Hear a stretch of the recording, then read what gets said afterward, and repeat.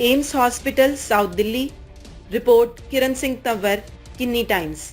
भारत में अंगदान बढ़ाने को लेकर एम्स में नए प्रोग्राम की शुरुआत, डॉक्टरों को दिया जाएगा प्रशिक्षण। दिल्ली के एम्स अस्पताल में न्यूरो सर्जरी विभाग की तरफ से पूरे भारत के डॉक्टरों के लिए पहला ट्रांसप्लांट प्रोक्योरमेंट मैनेजमेंट कोर्स आयोजित किया गया है। इस बात की जानकारी एम्स अस्पताल में एक कार्यक्रम के दौरान दी गई। ये कार्यक्रम न्यूरो सर्जरी विभाग की तरफ से आयोजित किया गया, जिसमें स्पेनिश DTI फाउंडेशन की टीम दिल्ली के एम्स अस्पताल आई और TPM कोर्स के बारे में जानकारी दी। इस कोर्स में स्पेन, इटली, पुर्तगाल, संयुक्त राज्य अमेरिका, जापान, अफ्रीका के संकाय पाठ्यक्रम भी शामिल किए जाएंगे। इस कार्यशाला के लिए कुल 50 प्रतिभागियों, जिनमें neuro surgeon, anaesthesia, intensive care surgeon, अस्पताल प्रशासक, NITO के प्रतिनिधि की पहचान की गई। एम्स भारत में संबंध स्तरों पर अंगों या उत्तरदान और प्रत्यारोपण रजिस्ट्री का रखरखाव नहीं करता है। नोटो द्वारा उपलब्ध कराए गए आंकड़ों के अनुसार वर्ष 2022 में भारत में कुल 15,661 प्रत्यारोपण हुए, 12,791 जीवित प्रत्यारोपण, जबकि 2,765 प्रत्यारोपण मृतक दाताओं से हुए हैं। मेरा नाम डॉक्टर दीपक गुप्ता है। मैं एम्स में प्रोफेसर ऑफ न्यूरो सर्जरी हूँ और ट्रॉमा सेंटर में ऑर्गन प्रोक्योरमेंट सर्विसेज को देख रहा हूँ। ये प्रेस कॉन्फ्रेंस हमने एक एम्स में एक TPM कोर्स यानी कि ट्रांसप्लांट प्रोक्योरमेंट मैनेजमेंट कोर्स, जिसमें डॉक्टरों की ट्रेनिंग दी जाती है कि ब्रेन डेथ सर्टिफिकेशन और ऑर्गन डोनेशन एंड ट्रांसप्लांटेशन के प्रोग्राम को कैसे रन करा जाए। तो जैसे कि आपको पता है कि एम्स स्पेन के अंदर सबसे हाईएस्ट डोनेशंस होते हैं दुनिया के अंदर। तो हमने ग्रुप ऑफ एक्सपर्ट्स स्पेन से प्लस US से, जहाँ पे सेकंड हाईएस्ट ऑर्गन डोनेशन अभी तक होते आए थे, इनफैक्ट अभी लास्ट ईयर USA के नंबर ज़्यादा है। तो USA, Spain, Japan and Italy, इन 4 देशों से मुख्यतः हमने डॉक्टरों को बुलाया और हम सब बैठे और हमने डिस्कशंस करे उनके साथ में कि आपके क्या प्रोटोकॉल्स है, क्या SOPs है जो आप अपने पेशेंट्स में करते हो और हमारे क्या है। तो हम सब ने बैठ के मिले और इसके साथ साथ हमने एक बड़ा महत्वपूर्ण कदम उठाया है कि पहली बार एम्स ने एक ये TPM कोर्स किया है पिछले 20 सालों के अंदर, और इसमें हमने पूरे देश से, पूरे भारतवर्ष से 50 डॉक्टरों की टीम को बुलाया जो देश के अलग अलग हॉस्पिटलों में कार्यरत है, या जो सिक्किम से लेके मणिपुर, सिक्किम से लेके नीचे तक, साउथ तक, ईस्ट वेस्ट, सारे डॉक्टर से हमने आइडेंटिफाई किया। Neuro surgeons, intensivist, paediatricians, neurologist, plastic surgeon जो ऑर्गन डोनेशन की फील्ड में इंटरेस्टेड है, उन सब के साथ बैठ के हमने कुछ लेक्चर्स करे, डिस्कशंस करे, आज कुछ वर्कशॉप्स करिए उनके साथ में, उनके सवाल जानने की कोशिश करिए, उनके अंदर लैक ऑफ अंडरस्टैंडिंग है जो उसको वो क्लियर करना चाहते हैं। और मुझे लगता है कि ये सब डॉक्टर अपने अपने सेंटर्स में, अपनी अपनी स्टेट में जाके एक रोल मॉडल तैयार करेंगे और हमें पूरी उम्मीद है कि हमारे देश के अंदर ऑर्गन डोनेशन के नंबर धीरे धीरे पिकअप करेंगे। इस कोर्स में कुल मिला के 15 डॉक्टर विदेशों से आए हैं और हमारे एम्स के जो इन हाउस फैकल्टी इस कोर्स के है 10 है।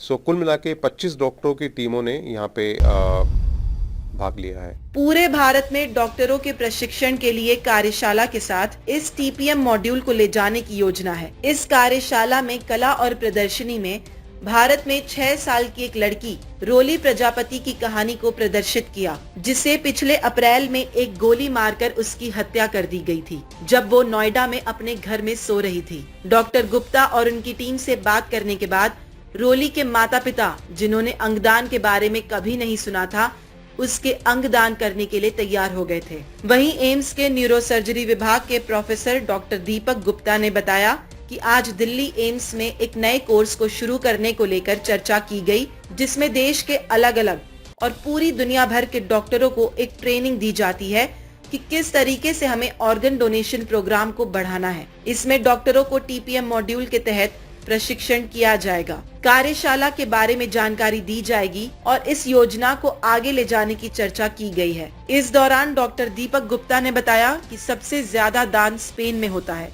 वहाँ पर अंगदाताओं की संख्या काफी ज्यादा है, इसलिए हमने इस पर USA और जापान सहित कई देशों के बड़े डॉक्टरों से इस पर चर्चा की, उनसे राय ली गई किस तरीके से हम इसे अपने देश में इम्प्लीमेंट कर सकते हैं, और डॉक्टरों की ट्रेनिंग के लिए पूरे देश भर से 50 प्रतिभागियों ने इसमें हिस्सा लिया है, जिसमें neurosurgeon, anaesthesia, intensive care surgeon जैसे कई विभाग के डॉक्टरों को इसमें ट्रेनिंग दी जाएगी। उन्हें शामिल किया गया है। हम चाहते हैं कि भारत में भी अंगदाताओं की संख्या बढ़े, लोग जागरूक हो। ज्यादातर शहरी इलाकों में तो लोग मान जाते हैं, लेकिन गांव देहात में अंगदान को लेकर लोगों की मिलीजुली प्रतिक्रिया रहती है, जहां पर घर के मुखिया के आदेश के बाद ही सब कुछ होता है। इसीलिए हम चाहते हैं कि पूरे देश भर में इस तरह की अंगदान को लेकर ज्यादा लोगों को जागरूक किया जा सके।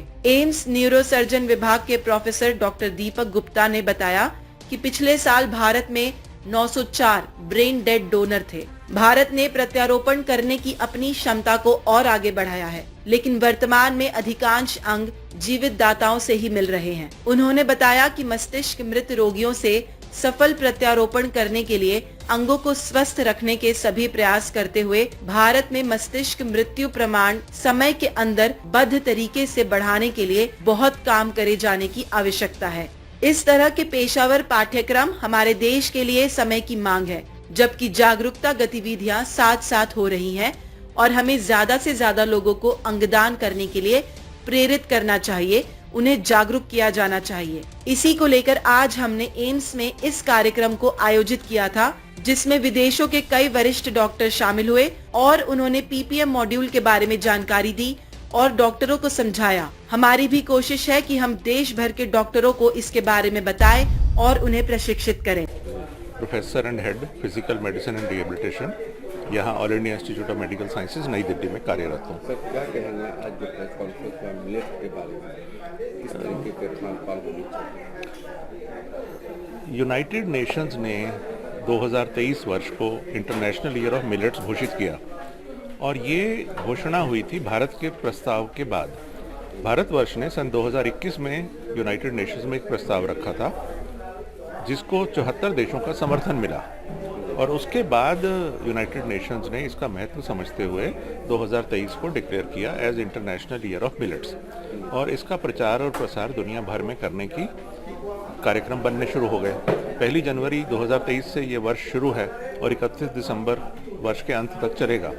तो इस दौरान बहुत सारे कार्यक्रम और योजनाएं बनी हैं, जिससे सारा साल इसका प्रचार और प्रसार किया जाएगा कि मिलेट्स में क्या एडवांटेजेस हैं, उसकी खेती में क्या लाभ है और उसके नियमित रूप से सेवन करने से स्वास्थ्य के हिसाब से क्या क्या फ़ायदा हो सकता है। और जैसा हमने संक्षेप में आज बात किया कि बहुत सारी बीमारियां ऐसी हैं जिनके बचाव में मिलेट्स का योगदान बहुत महत्वपूर्ण हो सकता है और अगर किसी में बचाव संभव नहीं हुआ तो उसके उपचार और इलाज में भी इसका योगदान हो सकता है। तो मिलेट्स में जो कुछ विशेषताएं हैं कि इसमें प्रोटीन की मात्रा अधिक होती है, इसमें मिनरल्स और विटामिन्स होते हैं, इसमें बहुत सारे और माइक्रो न्यूट्रिएंट्स बहुत अधिक मात्रा में होते हैं, इसमें फाइबर की मात्रा बहुत होती है और एक इसका ग्लाइसीमिक इंडेक्स एक ऐसी चीज़ है जो कम है गेहूं और चावल के मुकाबले। इससे मेरा मतलब ये है कि यदि आप मान लीजिए एक सीमित मात्रा में गेहूं या चावल का सेवन करते हैं तो उसके बाद जितना तेज़ी से या जितना ज़्यादा आपका ब्लड शुगर लेवल बढ़ेगा, उसकी तुलना में मिलेट्स के उतनी ही मात्रा के सेवन के बाद कम तेज़ी से बढ़ेगा और कम ऊंचाई तक बढ़ेगा ब्लड शुगर लेवल। तो ये डायबिटीज़ के रोगियों के लिए बहुत अच्छी बात है। उसके अलावा बहुत सारी और बीमारियां भी हैं, जैसे भारतवर्ष में मोटापा बहुत बढ़ता जा रहा है। उसका एक कारण तो है कि फिजिकल एक्टिविटी की कमी, दूसरा प्रमुख कारण है कि हमारा खान पान का अनियंत्रित होना। एक जो international year of millet United nation general assembly celebrate कर रहा है, जो भारत के प्रस्ताव पे ही पारित हुआ है और G20 का डेलीगेशन भी भारत में है, तो उसके रिलेटेड बहुत सारे इवेंट हो रहे हैं। उसी से रिलेटेड एम्स ने भी एक ये पब्लिक लेक्चर का आयोजन किया है आज शाम 4 से 5 बजे। तो उसमें सब श्रोताओं से अनुरोध है वो ज्वाइन करें फिजिकली, और वो हम लाइव स्ट्रीम भी कर रहे हैं, तो उस लिंक से ज्वाइन कर सकते हैं, यूट्यूब पे भी अवेलेबल रहेगा।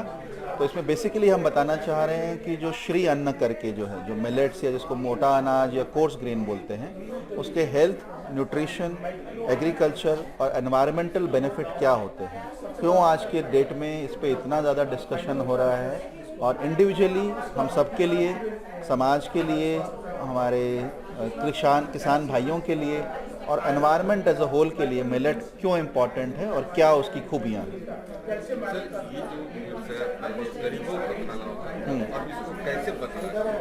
हाँ, रिसर्च हुआ है क्या? तो जैसे क्या हुआ, पहले अगर देखें इतिहास में जाएं जब, तो मिलेट पहला ग्रेन था जो मानव ने खाना शुरू किया। तो आदम और हवा शायद सिर्फ मिलेट ही खाते थे, तो वहाँ से हम शुरू हुए और पूरे हमारे काफ़ी लाखों सालों तक सिर्फ मिलेट ही मेन डाइट रहा ग्रेन्स में। जैसे जैसे लेकिन एग्रीकल्चर ने इम्प्रूवमेंट किया तो हम रिफाइंड जो ग्रेन्स बोलते हैं, जिसमें प्राइमरली वीट, चावल, गेहूं और मक्का मानते हैं, उसका इजाद हुआ।